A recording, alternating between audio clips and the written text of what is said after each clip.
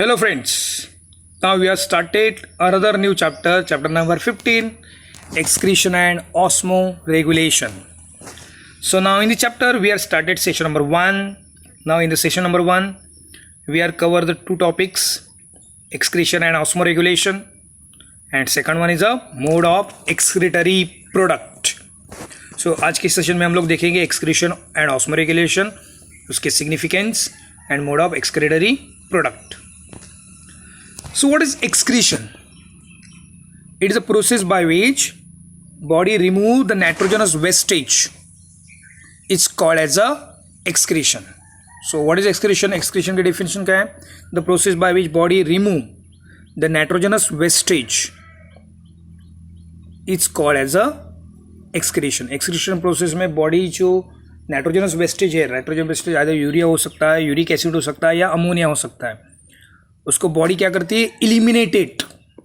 और इलिमिनेशन को क्या बोलते हैं? This process is called as a excretion. Okay, once again I will repeat. What is excretion? The process by which body remove the toxic nitrogenous wastage. The process of this elimination is called as a excretion. Okay, so what is osmoregulation? Osmoregulation means the process by which body maintain water and salt balance. Water and salt balance. It's called as a osmoregulation. Okay, what is osmoregulation? The process by which body maintain water and salt balance. It's called as a osmoregulation. तो here salt means हम लोग नमक खाते हैं, वो नमक नहीं आएगा.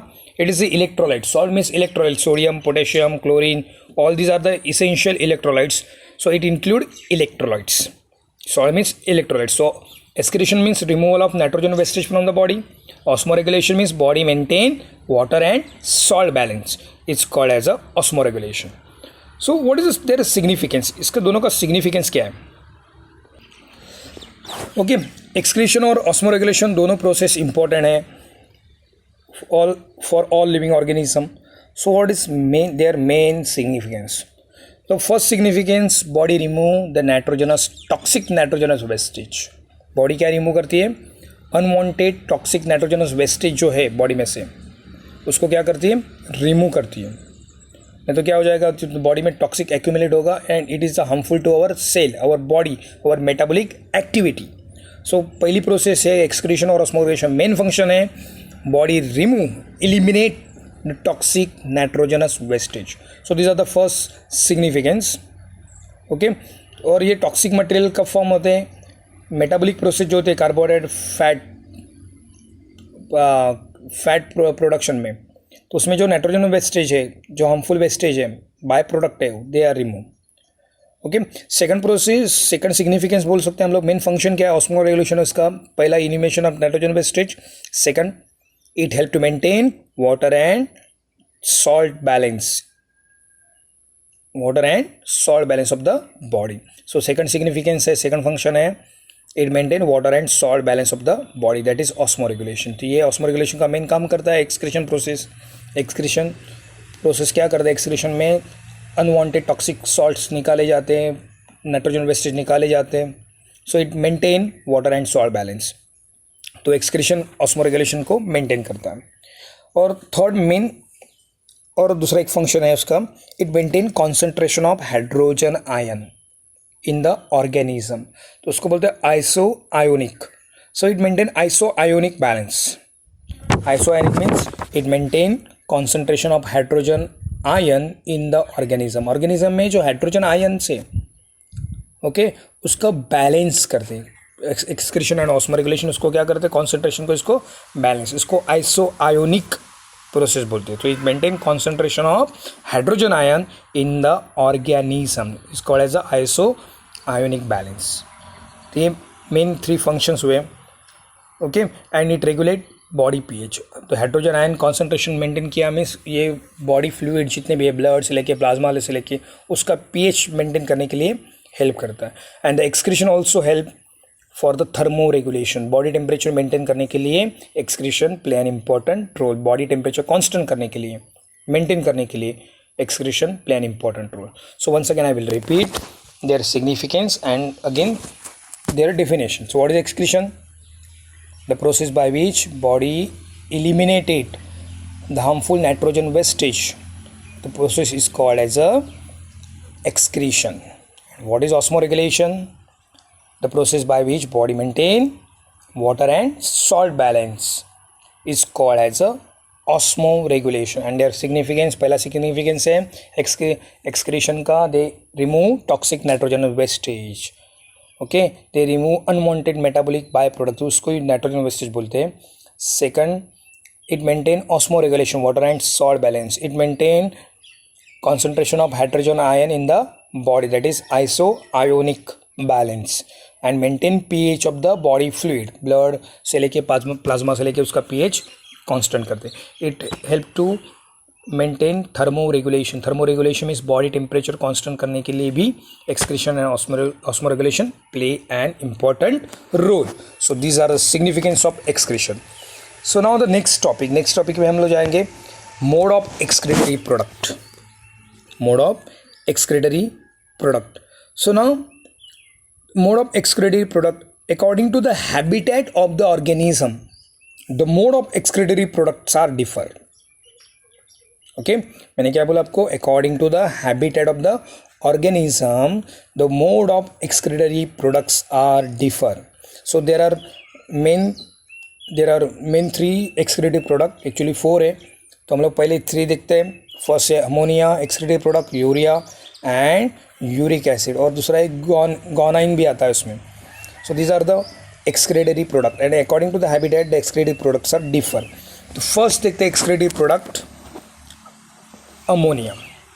The process by which body remove the toxic nitrogenous wastage in the form of ammonia is called as a, the process is called as a amnotelism. Okay, तो मोड ऑफ एक्सक्रीटिव प्रोडक्ट में हम लोग first जाते हैं ammonia excretion में. तो उसकी definition देखो, about the process by which body remove the nitrogenous wastage in the form of ammonia, the process is called as a ammonotelism. Okay, ये हुआ ammonotelism. So what is ammonotelic? The animal remove, ammonotelic किसको बोलेंगे? The animal remove the toxic nitrogenous wastage in the form of ammonia, the animals are called as a ammonotelic. तो मैंने आपको 2 definition बताया आपको, ammonotelism और ammonotelic. एमनोटेलिज्म is process by which body remove the nitrogenous wastage in the form of ammonia, the process is called as a एमनोटेलिज्म.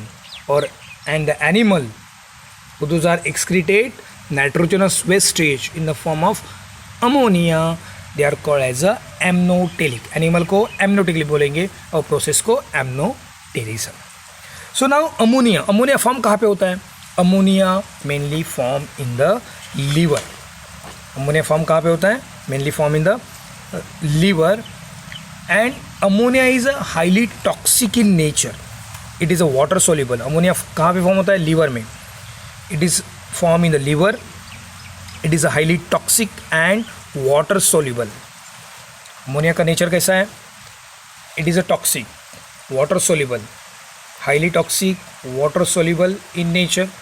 Hence, the excretion of ammonia require plenty amount of water. Excretion of ammonia require plenty amount of water. So हम लोग ammonia का थोड़ा सा characteristics देखते हैं. What is ammonia का role क्या? Ammonia is a form in the liver. Ammonia कहाँ फॉर्म होता है? Ammonia form in the liver. Okay, ammonia nature में कैसा है? It is a highly toxic and highly water soluble. So because of this highly toxic and water soluble, the elimination of ammonia require plenty amount of water. तो ammonia body में से eliminate करने के लिए, एक्सक्रीटेट करने के लिए ज़्यादा से ज़्यादा पानी लगता है, क्योंकि ये अमोनिया बॉडी में रख नहीं सकता है एनिमल, क्योंकि इट इज़ हाईली टॉक्सिक और वाटर सोल्यूबल है. So as soon as it form, it immediately eliminated by the organism. जैसे ही फॉर्म होता है अमोनिया लीवर में, वैसे ही वो एक्सक्रीटेड किया जाता है. एंड द एनिमल कैसे रहेंगे? अमोनिया जो एक्सक्रीटेड करता है वो एनिमल कैसे रहेगा? एनिमल वाटर हैबिटेट रहेगा, फ्रेश वाटर हैबिटेट, क्योंकि इलिमिनेशन जो एक्सक्रीशन करते हैं ammonia, it require plenty amount of water. So 1 gram excretion of ammonia require 300 to 500 ml of water. Ammonia इतना टॉक्सिक है कि 1 ग्राम अमोनिया एक्सक्रीटेड करने के लिए 300 to 500 ml वाटर की जरूरत रहती है. Okay, hence the amniotic animals are mostly freshwater fishes, tadpole larva, frog का जो लार्वा है tadpole लार्वा वो भी amniotic है. एडल्ट फ्रॉग amniotic नहीं है. लार्वल स्टेज में वो फिश लाइक उसका स्ट्रक्चर रहता है एंड वो पानी में रहता है, इसलिए tadpole larva of frog is a amniotic. Okay, so main animal कौन से यहाँ पे मैंने डायग्राम नीचे दिया है. फिशेज दो दिख रहे हैं, fresh water fishes and tadpole larva of frog. tadpole larva ये amniotic है because they are present in the their main habitat is a water, fresh water habitat, and elimination of ammonia require plenty amount of water, so they can easily afford कर सकते हैं the elimination of plenty amount of water, hence they are freshwater aquatic habitat animals. Okay, ये वो आपका amniotilism. आपको question है why tadpole larva is a amniotic while adult frog is not amniotic. ऐसा question आया तो क्या आएगा आंसर उसका. tadpole larva is a water habitat in their early stages, so excretion of ammonia require plenty amount of water and tadpole larva can easily afford the elimination of plenty amount of water, hence larva is a amniotic but adult is not a amniotic. दूसरा question ऐसे भी आ सकता है why fresh water fishes are amniotic. तो habit पे जाने का. Fresh water fishes are present in the water and excretion of ammonia require plenty amount of water. So 1 gram excretion of require 300 to 500 ml of water, and aquatic animal fishes can easily afford the elimination of large plenty amount of water, hence they are amniotic. ये वो आपका amniotilism. Now the next process is a ureotelism. Next process is a ureotelism. So what is ureotelism? The excretion of nitrogen wastage in the form of urea. The excretion of nitrogen wastage in the form of urea. The process is called as a ureotelism. Process को क्या बोलते हैं? ureotelism. The excretion of nitrogenous wastage in the form of urea. The process is called as a ureotelism. And the animal who those are excreted nitrogenous wastage in the form of urea, they are called as a ureotelic animals. So what is ureotelism? The elimination of nitrogenous wastage in the form of urea is called as a ureotelism, and the animal who those are excreted urea, they are called as a ureotelic. So now urea form कहाँ पे होता है?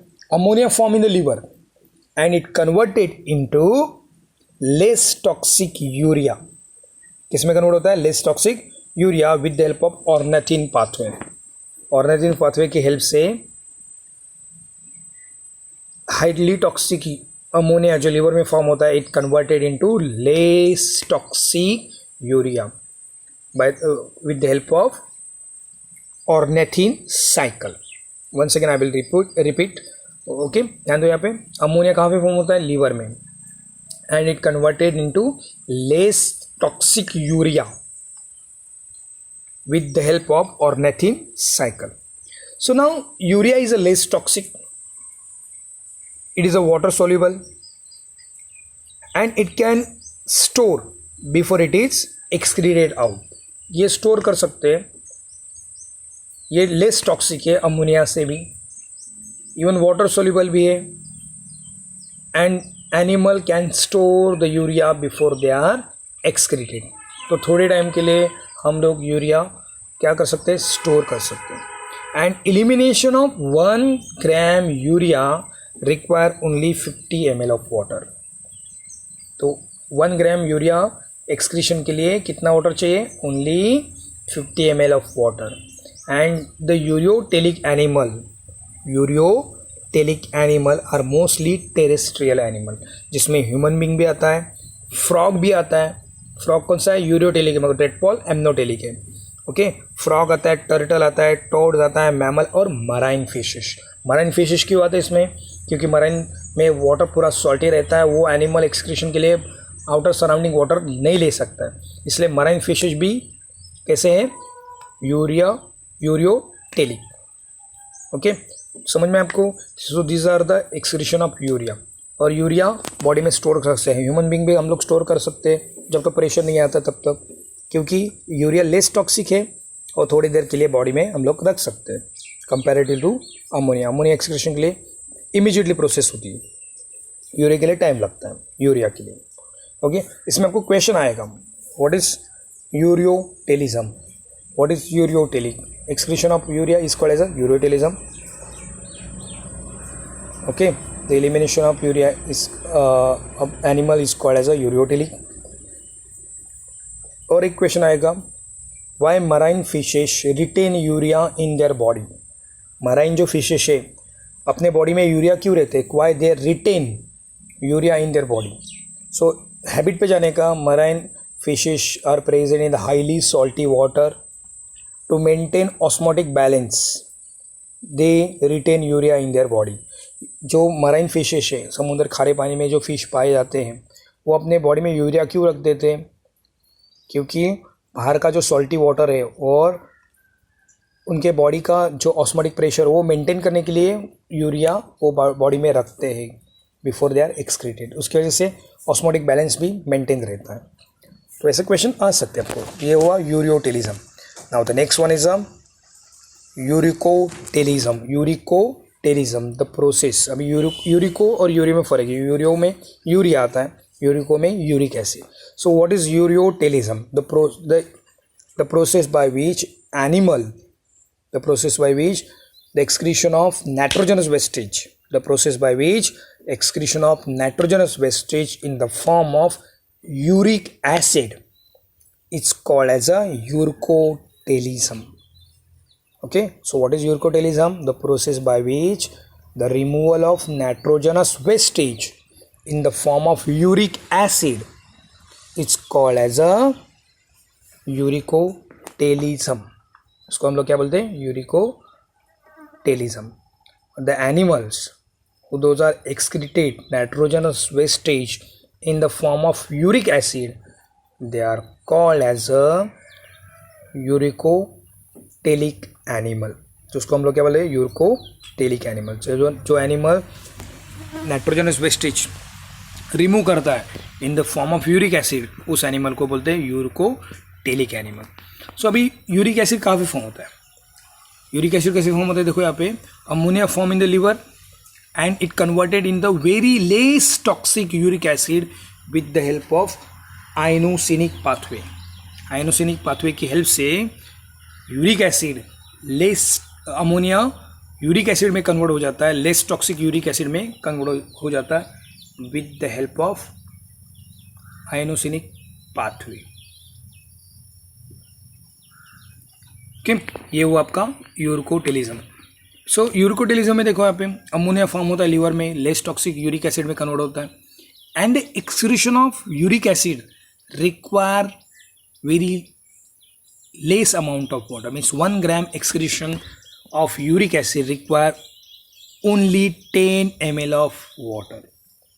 सो uricotelic animal कैसे रहेंगे? Uricotelic animals are terrestrial but they are desert habitat, जहाँ पे स्कैरिटी of water availability नहीं है और एनिमल इतना एफोर्ड नहीं कर सकते कि एक्सक्रीशन में ज़्यादा वाटर लॉस करे. तो ऐसे हैबिटेट में द एनिमल बिकम यूरिकोटेलिक. तो uricotelic animals mostly birds, camel भी यूरिकोटेलिक है, बर्ड्स यूरिकोटेलिक है क्योंकि बर्ड्स उड़ने के लिए इतना अफोर्ड नहीं कर सकती प्लेंटी ऑफ पेट में वाटर लेके जाए एक्सक्रीशन के लिए. So they are uricotelic. और यूरिक एसिड कैसे फॉर्म होता है? They are semi solid. कैसे फॉर्म होता है? Semi solid. आप लोगों ने बर्ड्स की शीट देखी होगी, तो वो सेमी सॉलिड रहते हैं and insoluble in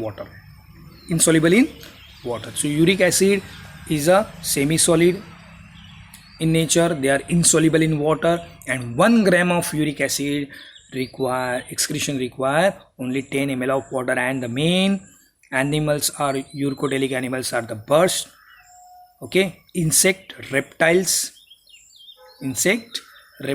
camel, they are uricotelic animals.